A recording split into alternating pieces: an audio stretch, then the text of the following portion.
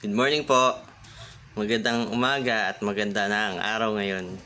So, nandito po ulit tayo sa ating devotion. At kung meron po tayong mga Biblia, pwede nyo pong basahin sa Hebrews chapter 12, verse 7 hanggang 11. So, tayo po muna yung manalangin.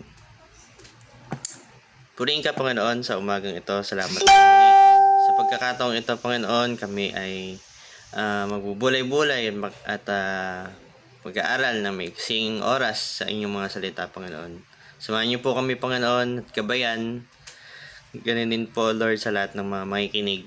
Muli ay ikaw ang mag-open ng kanilang mga puso at mga isipan, Panginoon, upang aming mga mapapakinggan at mapag-aaralan, Lord, ay maunawaan namin ng maayos, Panginoon. Salamat po, Lord. At huwag niyo pong hayaan na magkaroon ng hadlang sa lahat ng mga makikinig. Ganun din po, Lord, ang internet connection upang dire-diretso po namin mapakinggan at walang butol ang iyong salita. Salamat po, Panginoon. In Jesus' name, Amen.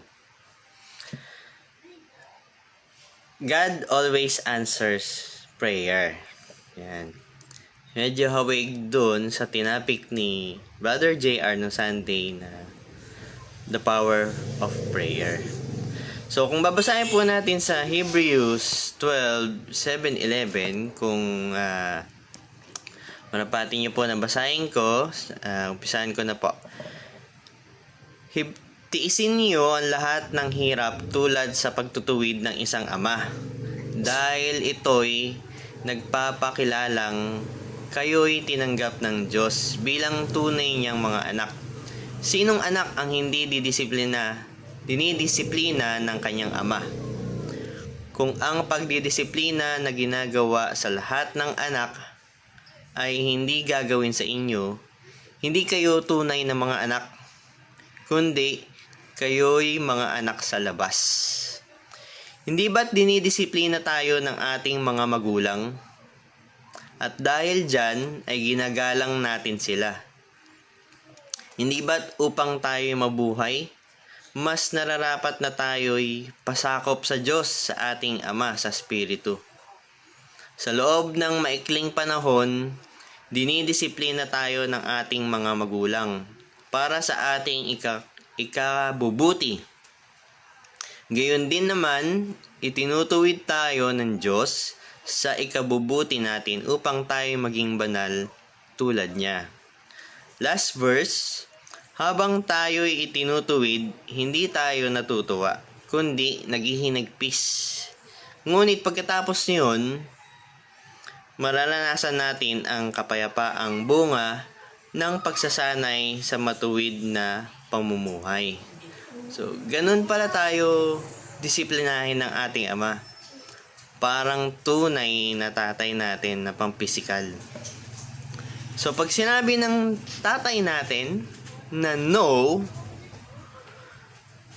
sinabi ng Diyos na no, hindi ibig sabihin na hindi na masakit. Of course, God knows better than we do. And His no is always merciful. Even when it hurts. Kahit ma-experience natin ay disappointment. Kita nyo, may papakita po ako na mga example.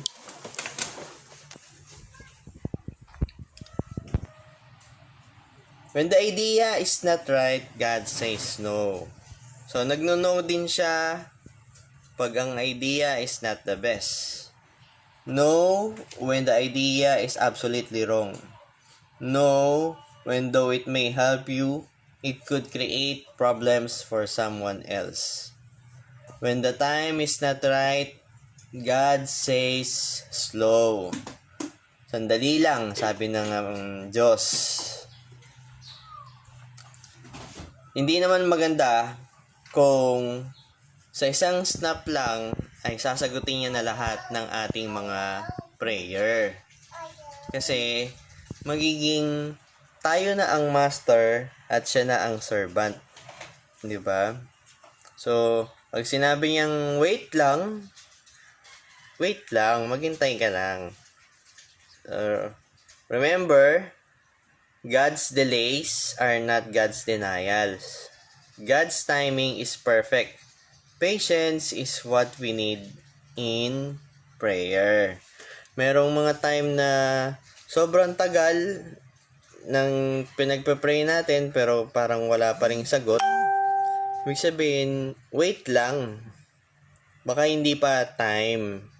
Or maybe no ang sagot.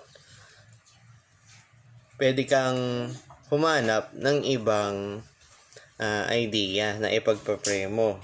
Baka hindi yun yung right. So, when you are not right, God says grow. The selfish person has to grow in unselfishness. The cautious person must grow courage. The timid person must grow in confidence.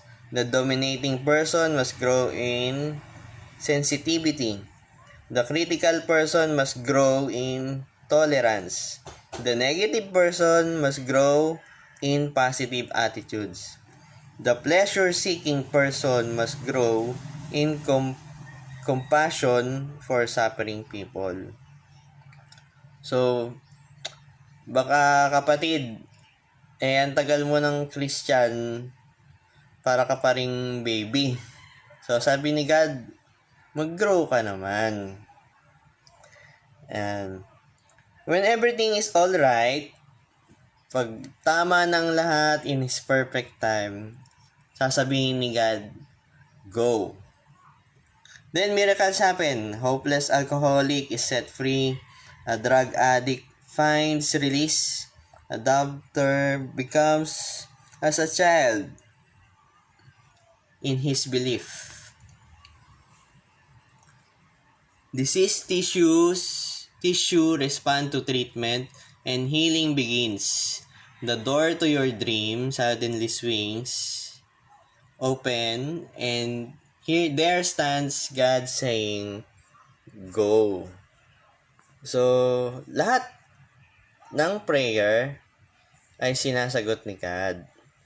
Maaring no, o slow, o grow, or pwedeng go. So, walang prayer na hindi sinasagot si God. So, hindi man niya sagutin, ibig sabihin, hindi ito ang para sa'yo. Meron akong best para sa'yo. Tandaan natin, God's delays are not God's denials. God's timing is perfect. Patience is what we need in prayer. Yan. Tayo po'y manalangin. Purihin ka, Panginoon, sa umagang ito. Salamat po muli at pinaintindi niyo po sa amin kung ano po ang kahalagahan ng panalangin. Salamat po, Lord, at sinagot niyo po kami kung bakit minsan matagal ang minsan kung humingi kami ay matagal ang kasagutan. Yun po ay para mas matutunan namin na kung ano yung tama at matutunan namin kung paano po maghintay.